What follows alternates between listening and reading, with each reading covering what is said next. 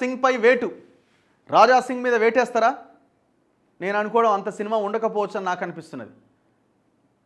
ఎందుకంటే ఆయన ఐడియాలజీ, ఆయన కథ వ్యవహారం అంతా ఇప్పుడు ఆయన కనుక వేటు వేస్తే అది నాట్ ఓన్లీ ఇక్కడ దేశవ్యాప్తంగా కూడా కొంత సంచలనంగా మారే అవకాశం ఉంటుంది. ఇప్పుడు ఆయన అన్న వ్యాఖ్యల్లో తప్పైతే ఏం లేదు నన్ను అడిగితే.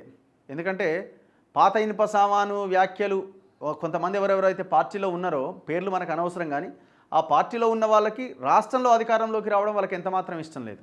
రాష్ట్రంలో ఏ గవర్నమెంట్ వచ్చినా వాళ్ళ దగ్గర పనులు చేసుకుంటాం, మనకేం ఇబ్బంది లేదు, మనం కేంద్రంలో అధికారంలో ఉన్న మనకు అది జాలు అనుకునే నేతలు చాలామంది ఉన్నారు. సో ఈ నేపథ్యంతో ఆయన చేసిన వ్యాఖ్యలు చాలామంది పాత ఇనుప సామాన్ నాయకులు ఉన్నారు, ఆ పాత ఇనుప సామాన్ని తీసి అవతల పడేయాలని రాజాసింగ్ వ్యాఖ్యలు చేయడం జరిగింది. దీని మీద హైకమాండ్ దృష్టికి ఈ విషయం వెళ్ళింది, ఆయన మీద వేటుపడే అవకాశం ఉందా అన్నది ఈ వార్త. బీజేపీ హైకమాండ్ దృష్టికి విషయం ఎలా పరిగణిస్తారు అన్న దానిపై సస్పెన్స్. ప్రత్యర్థి పార్టీలకు అస్త్రంగా ఇష్యూ, విమర్శనాస్త్రాలు సంధిస్తున్న బీఆర్ఎస్.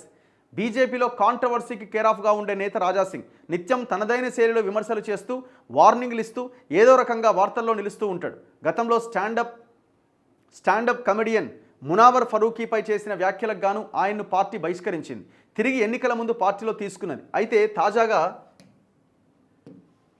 గతంలో బహిష్కరించారు కాబట్టి ఈసారి కూడా చేయొచ్చు అన్నది ఒక చర్చ. సొంత పార్టీ నేతలపై ఆయన చేసిన ఆరోపణలు కాషాయ పార్టీలో తీవ్ర దుమారాన్ని రేపుతున్నాయి. పార్టీ సీనియర్లను పాత సామాన్లతో పోల్చడంతో ఈ రచ్చ మొదలైంది. ఆయన ఎవరిని ఉద్దేశించి విమర్శలు చేశారన్నది కూడా సస్పెన్స్గా మారింది. ప్రస్తుత పరిస్థితులను చూస్తే ఈ ఇష్యూలో రాజాసింగ్ పైన పార్టీ ఎలాంటి చర్యలు తీసుకుంటుందనేది నాయకులు, కార్యకర్తల్లో చర్చనీయాంశంగా మారింది. దీంతో ఆయన పైన మళ్ళీ క్రమశిక్షణలు తప్పవా అనే కొత్త చర్చ మొదలైంది. ఆరోపణలతో పార్టీ ఇరకాటంలోకి.